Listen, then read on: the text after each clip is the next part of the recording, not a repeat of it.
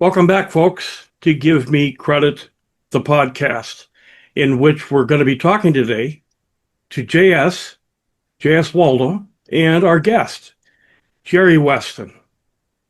Now, Gerry, in her last episode, Gerry Weston explains why turning to debt relief organizations often backfires, creating silence, delays, and false hope, while cutting borrowers off from the very people who can actually help. He shared a painful, real-world case in which a member, instructed to stop speaking with the credit union, relied on a debt relief firm that filed a power of attorney and then vanished for 90 days, forcing the credit union to act on an existing judgment and recover over $10,000 from her account. Now, Gerry stressed that he's not talking about third-party debt collectors, but first-party debt collectors inside credit unions and small banks who still own the loan, know your story, want to work with you. With these institutions, going silent doesn't buy time, it triggers action. But communication opens the door to empathy, solutions, real recovery, which is exactly where we pick up in this next episode. Welcome, Gerry. Thank you, John. Happy to be back. Thank you. So, Gerry, it's nice to see you. One of the things that we want to keep hitting on is, of course, you're at the credit union. With this, when someone, I'm going to jump right in here, when someone realizes that they can't make their payments, what's the first call they should make? To their creditor, more specifically to their bank or credit union, whatever financial institution they make deposits at. The institution is going to be able to help in a number of ways. We live in a modern society. We have recurring payments that are coming out of our accounts on a regular basis. Your financial institution can stop that. We trust in you to contact your creditor to let them know that it's being stopped, but it's at the source that you're going to stop that. Your bank or credit union are more likely to be one of your top three creditors. You're going to want to inform them that something's happened, and ideally, you know this well in advance. You're not waiting until for the final straw to drop. You're proactive as a consumer. You're reaching out. You're letting them know your car payment, your mortgage, those things are in jeopardy. The financial institutions, credit unions specifically, banks, I'm sure, all have toolboxes. We have entire tool sets built for just those occasions. Skip a pay is very popular. A lot of that's been digitized. You can do that online. You don't have to speak with your financial institution. But skip a pay is a temporary solution. And if your problem is long term, it behooves you to reach out to establish a plan. Your creditors, as you're talking, your creditors should be collecting information. They should be asking about your assets, your financial status. We're doing for you, the consumer, what we do in-house all the time. We're forecasting. We're forecasting and we're trying to make a determination as to how the obligation to our institution can be satisfied. Yeah, so once they open up to you, and they're going to open up to you, they're going to tell you what's going on, they're going to probably be afraid, but once they open up to you, you're going to, what type of options are you going to, you have a toolbox, so tell us about some of those options. The most basic of options is skip a pay. Most institutions, our institution definitely, will allow you to skip up to 2 payments over a 12-month period of time. This eases the pain on short-term issues. Skip missed work, short-term illness. The skip a pays are ideal for something that was unplanned, but something that will also pass very quickly. Loan modifications.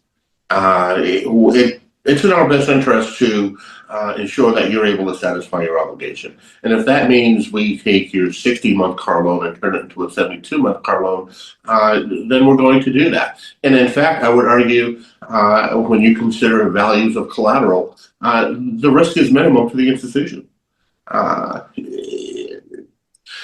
There are additional for those consumers in deep trouble. And again, if the proactive approach has been taken, we know this in advance. We can anticipate in 3 months, in 6 months, we may have to do this. And by this, I mean take a haircut.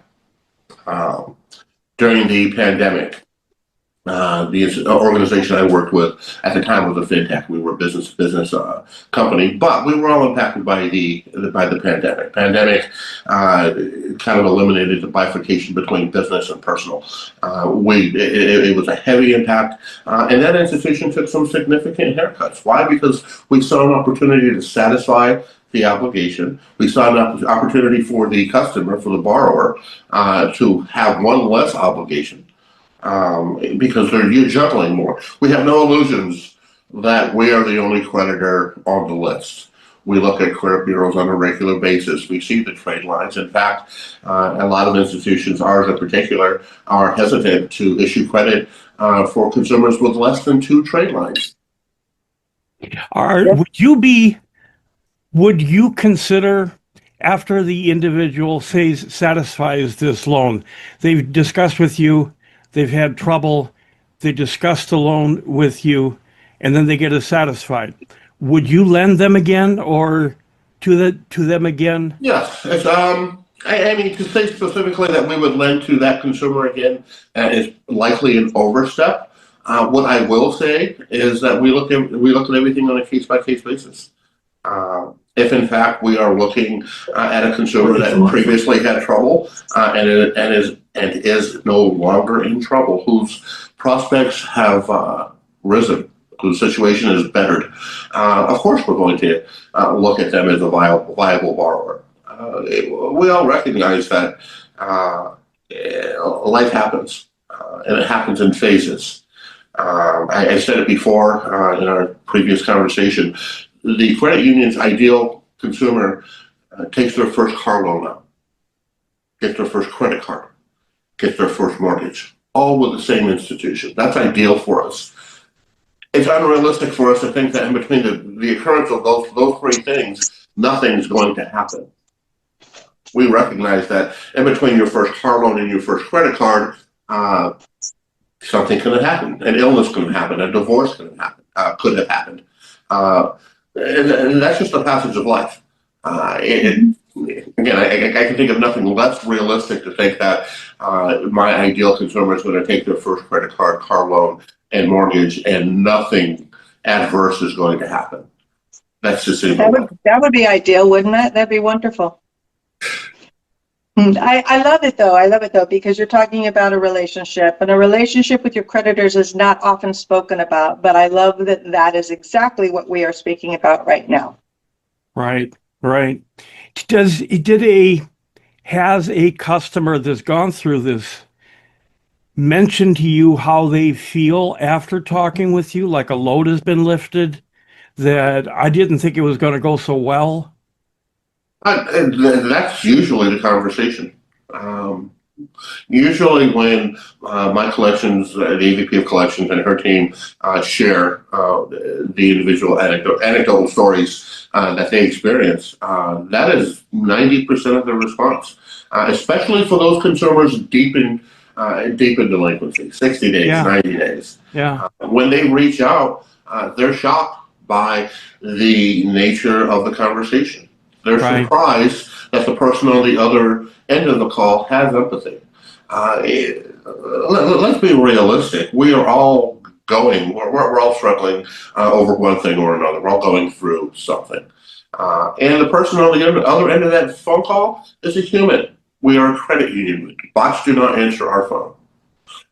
It is important for us to relate to our consumers, to our members, that we lead with compassion, we lead with empathy. When things go adverse, when we talked about a judgment in our last call, when that happens, those are worst case scenarios. And as someone who's worked outside of the credit union sphere, most of my career is outside of credit unions. I will say credit unions treat that with more seriousness than many other institutions. We're not pressured to hit a certain charge-off ratio or delinquency ratio in the same ways that say a publicly traded organization might be. In the same way that an organization that may not have the same ties to the community as the credit union. We have. We're supported by our leadership. We're supported by the organization. We're supported by the credit union movement to make decisions that veer on the side of compassion versus profit. Yeah, so you gave us a really good example last time. I'm just going to recap it real quick. The example of the gentleman who came to you and he was really having difficult times. And after discussing, I mean, you were working with him, you were trying everything you could try. Ultimately, he ended up doing a Chapter 13 bankruptcy, which is a workout plan.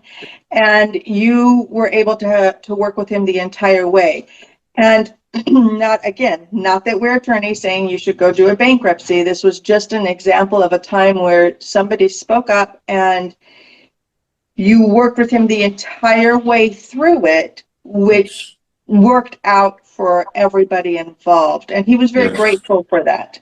This gentleman gave me a hug every time he saw me. And he made a point of coming into the branch and asking for me. I'm back office. I don't know who's in the branch and when they are there and when they're not. So that entails someone calling me, him waiting for me to come down from whatever I may have been in, and taking that extra time.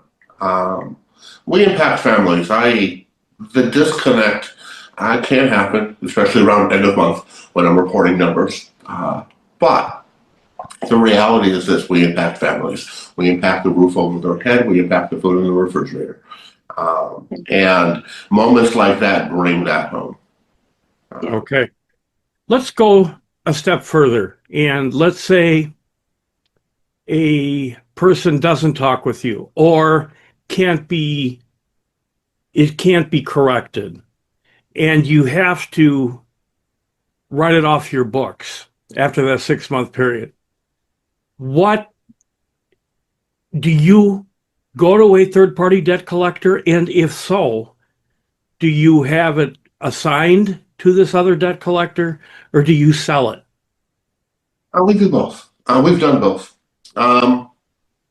First, once we've written it off, the paper's still there.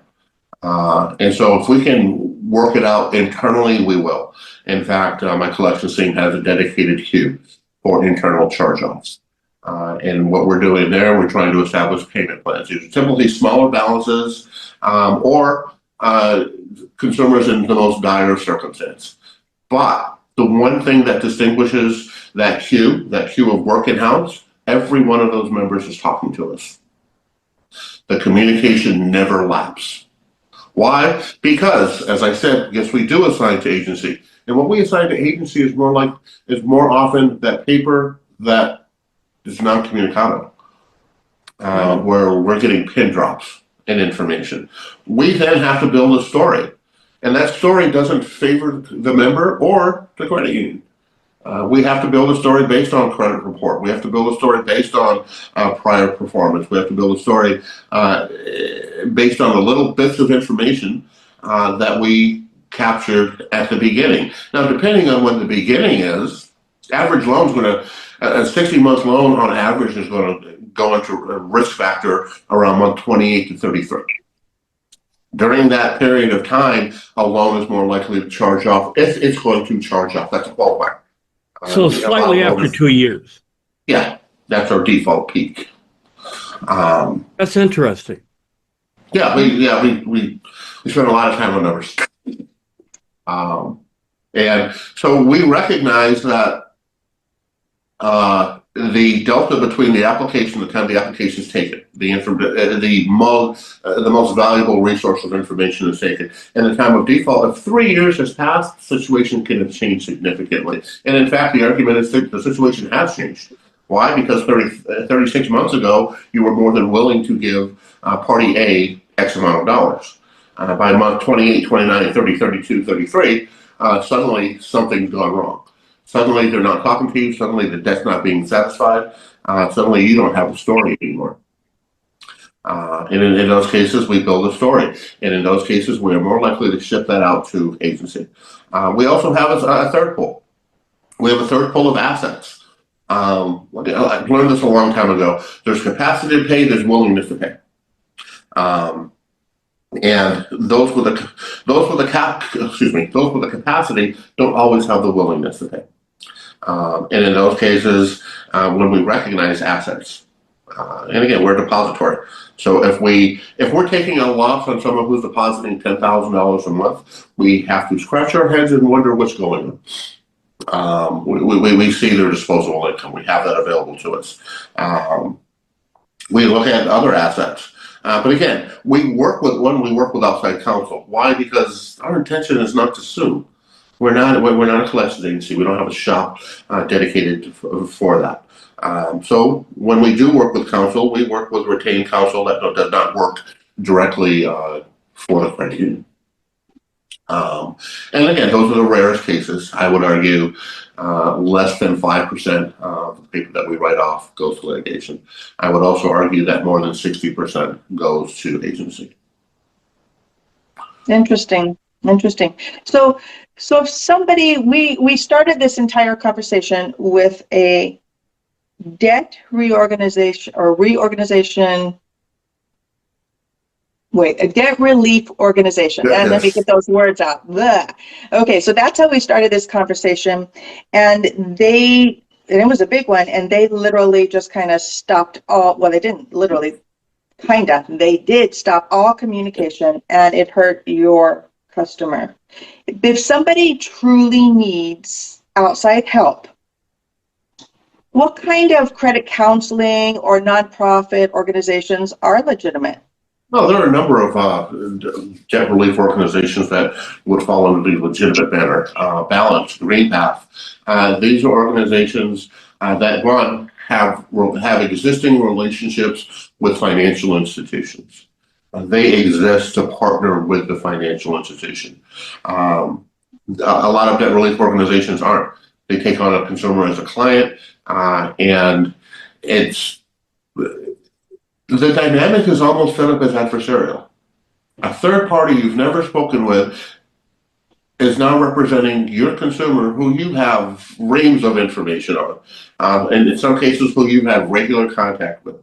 And the third party is telling you, they're painting a picture that may not be consistent with what you already know based on your 2-3 years of information about that consumer. And so you now have to reconcile that conflict, that delta. Conversely, a financial institution directly already has the information. We have the tools. And when we partner with organizations like Balance and Green Path, we share that information. It's important that our consumers recognize that when a third party is involved, the ideal circumstance is all three parties are working towards the same goal. All three parties are communicating. All three parties are holding each other accountable. And having just said that out loud, when I think about the debt relief organizations that don't necessarily satisfy the consumer request, that don't satisfy their obligations, I would say that that's probably the biggest delta. They're not working in concert. Well, is it true? Is it true that debt relief organizations are either for-profit or not-for-profit?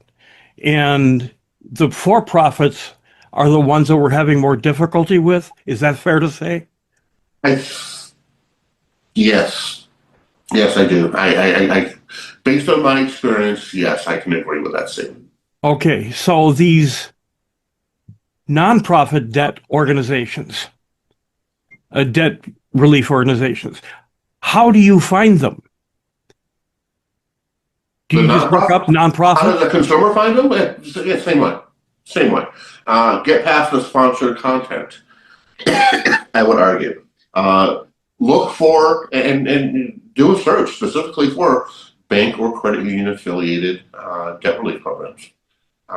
They have as much presence, Balance has as much presence, GreenPath has as much presence as any other organization, as a national debt relief or any of the other players in the debt relief party or side. They have the same presence, but they're not necessarily, they may not be the first thing that pops up in your Google search. Right. I would argue that if I did a Google search right now, I can pretty much tell you who's going to pop up first. And they're typically going to be the for-profits. Yeah, because they're the ones that pay for it. Yes. That's right. They're sponsored.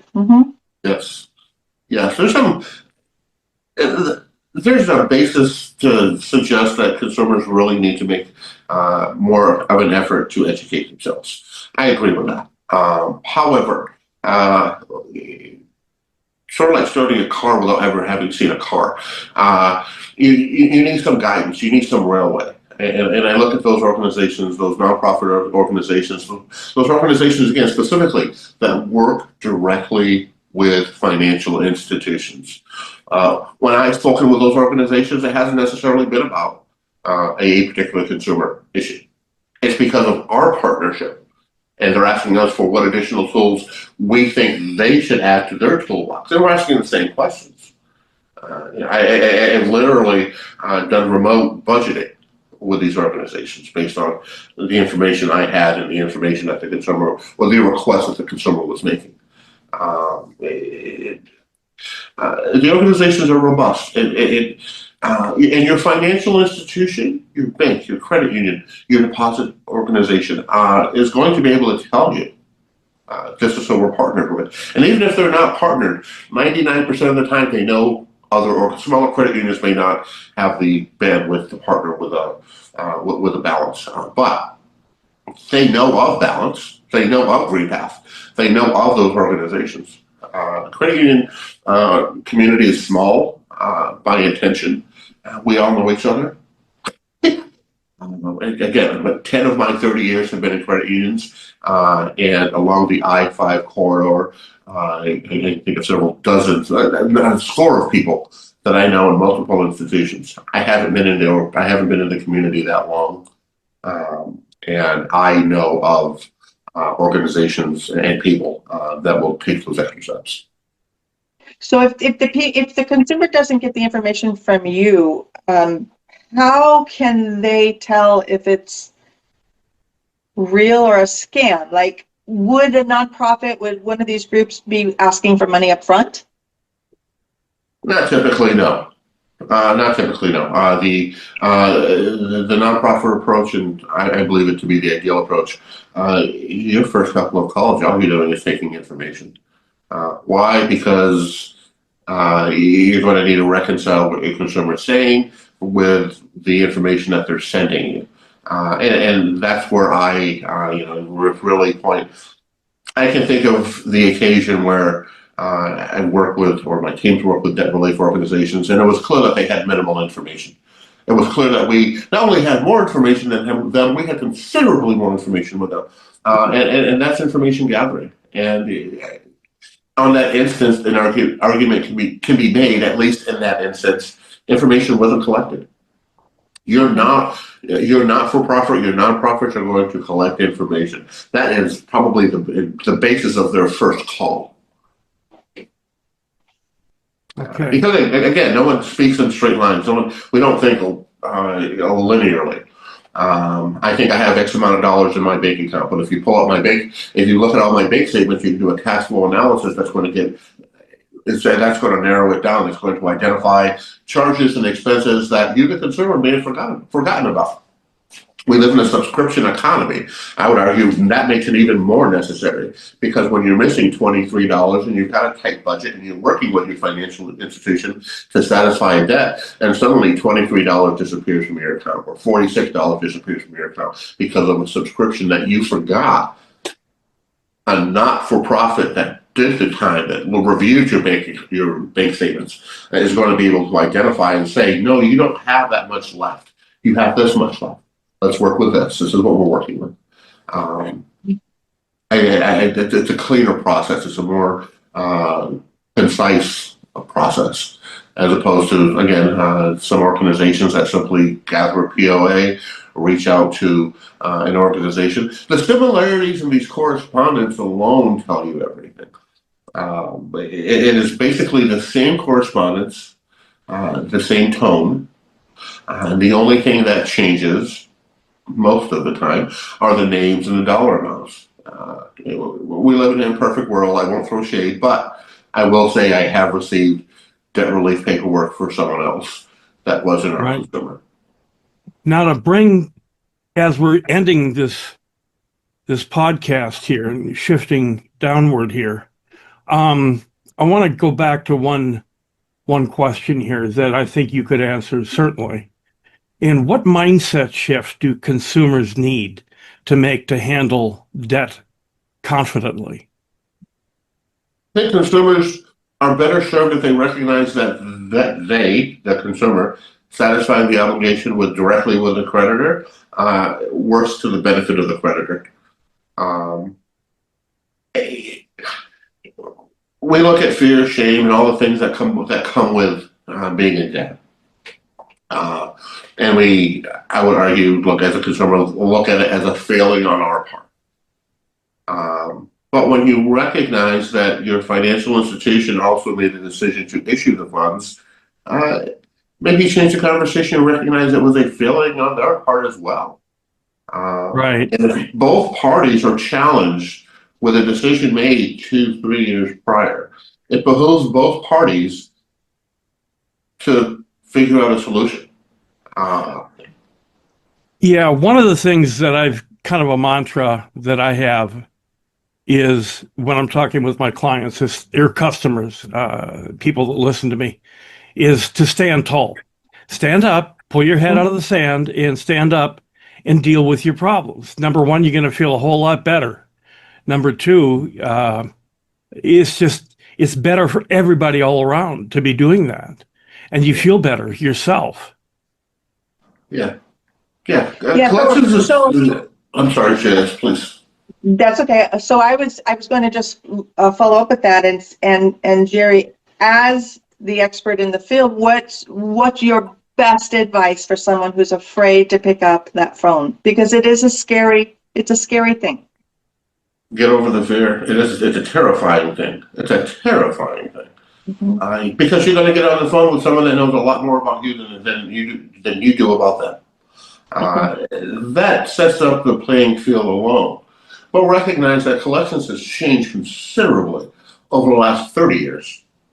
We can go back further, but let's stick with the time frame I can speak to. Over the last 30 years, collections has gone from aggressive collection of past due debts to remediation, to satisfaction, to collaboration. Member solutions, that is a typical name for most collections departments now. And that's the message that you're trying to get across. Solutions. How do we work this out? We're hiring problem solvers. We're not hiring attack dogs. We're not hiring bulldogs anymore. We're hiring problem solvers. We're giving them tools that arguably 30 years ago I had no access to at all. Okay. Are you speaking of the people that credit unions hire, that you hire? Because that's... Yes, I am speaking specifically to who I hire, but generally credit unions hire as well. Yes, because I'm speaking and thinking based on my experience and recent experience with debt collectors, especially third party that have bought the debt. They can still become pretty rabid. Yes. Yeah, I think that's the big difference we want to make here, is that we are talking about the first party debt versus the third party debt, because the third party debt are pretty nasty. And the first party debt, I love what you're telling us. I love that we want to coach the consumer to pick up that phone. And as you're saying, Gerry, you're hiring people who can work out solutions, not collectors. Yes. We're hiring analysts. We're hiring problem solvers. And when you hire problem solvers and you incent the problem solvers and you reward problem solvers, they stay in that lane.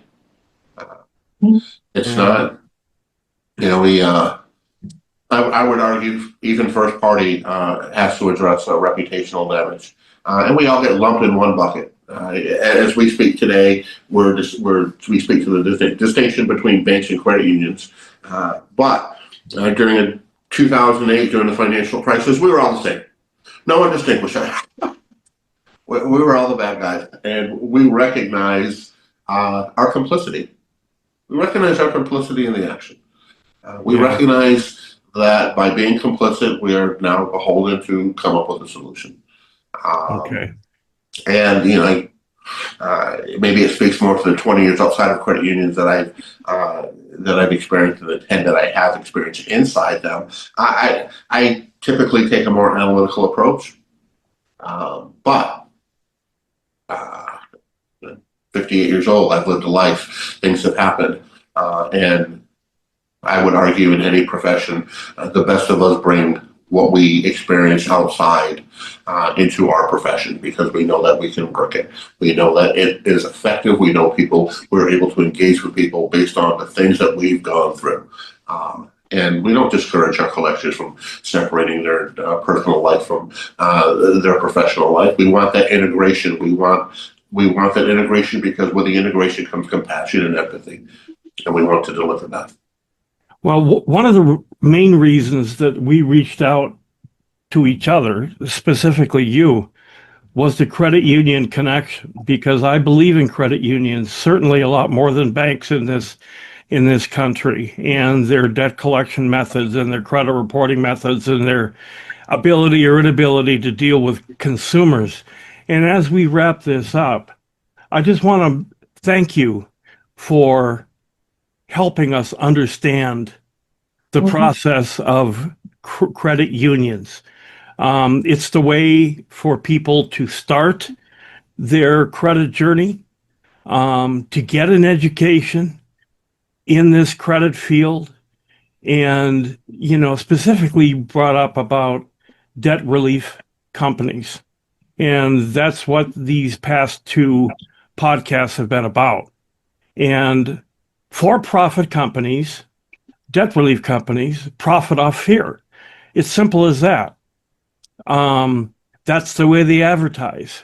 That's the way that because they're not going to work on a small debt like $3,000. You got to have a combined debt of $10,000 to $20,000. So it's all about profit. It's all about profit, and I love profit, but not on the backs of somebody else. Right.